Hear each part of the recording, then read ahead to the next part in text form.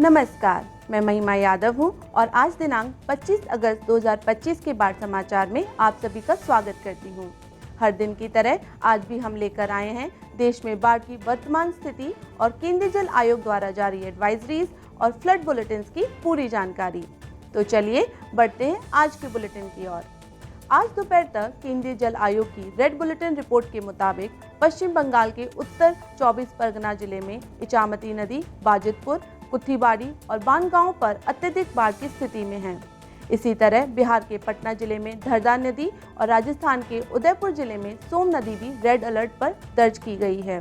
यह स्थिति वहां के लोगों के लिए गंभीर खतरा पैदा कर रही है, जबकि बिहार, उत्तर प्रदेश, झारखंड, उड़ीसा, मध्य प्रदेश, राजस्थान, कर्नाटक, उत्तराखंड और पश्चिम बंगाल के कई जिलों में गंगा, गंडक, कोसी, पुनपुन, सोन, घाघरा, यमुना, चंबल और सुवर्णरेखा जैसी प्रमुख नदियां खतरे के निशान से ऊपर बह रही हैं।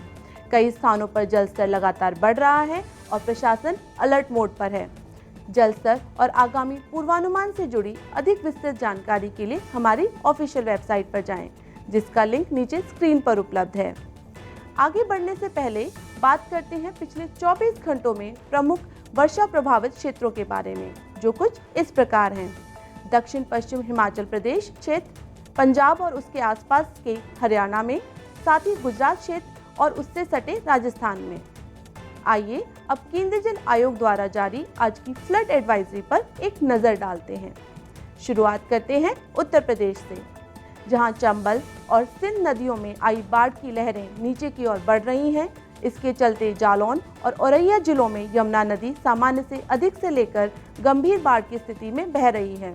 अनुमान है कि अगले 2 से 3 दिनों में इसका असर कानपुर, हमीरपुर, बांदा, चित्रकूट और प्रयागराज जिलों में भी देखने को मिलेगा।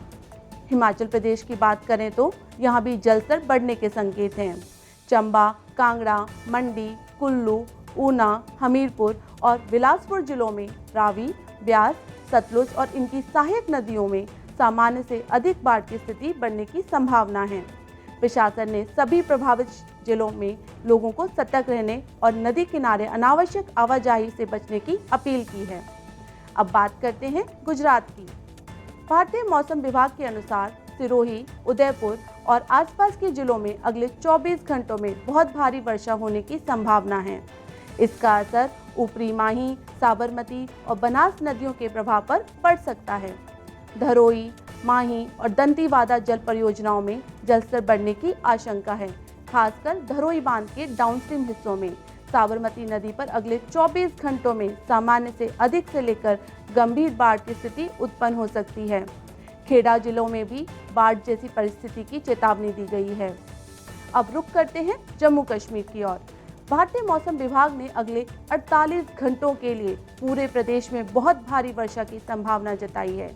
इसके चलते अचानक जलस्तर बढ़ने और सामान्य से अधिक बाढ़ की स्थिति बनने की आशंका है।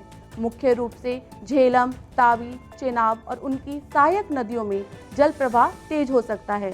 इसका असर पुंछ, राजौरी, रियासी, किश्तवाड़, रामबन, डोडा, जम्मू, उधमपुर, कठुआ और सांबा जिलों पर अगले 2 दिनों तक देखने को मिल सकता है।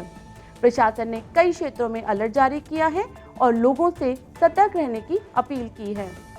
उत्तराखंड की बात करें तो अगले 24 घंटों के दौरान ऊपरी यमुना, ऊपरी गंगा और शारदा नदी में जलस्तर बढ़ने की संभावना है। इसके चलते देहरादून, उत्तरकाशी, हरिद्वार, टिहरी गढ़वाल, पिथौरागढ़ और चंपावत जिलों में सामान्य से अधिक से लेकर गंभीर बाढ़ की स्थिति बन सकती है। प्रशासन सतर्क है और लगातार निगरानी की जा रही है। अब उड़ीसा पर नजर डालते हैं। अगले 24 घंटों के दौरान रायगढ़ और गजापति जिलों में नागावली और वंशधारा नदियों का जलस्तर बढ़ने के साथ सामान्य से अधिक बाढ़ की स्थिति बनने की संभावना है। वहीं आंध्र प्रदेश में श्रीकाकुलम, विजयनगरम, अनंकापल्ली और विशाखापट्टनम जिलों की पूर्वमुखी नदियों में जलस्तर बढ़ने की चेतावनी जारी की गई है।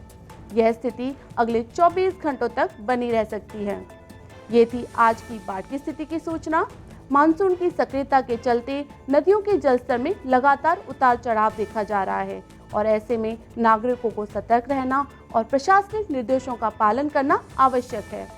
आप सभी से निवेदन है कि केंद्रीय जल आयोग द्वारा उपयोग किए जाने वाले महत्वपूर्ण शब्दों और पारिभाषिक शब्दावली को समझने के लिए हमारा इंट्रोडक्टरी वीडियो अवश्य देखें, जिसका लिंक आपको नीचे दिए गए डिस्क्रिप्शन बॉक्स में मिल जाएगा।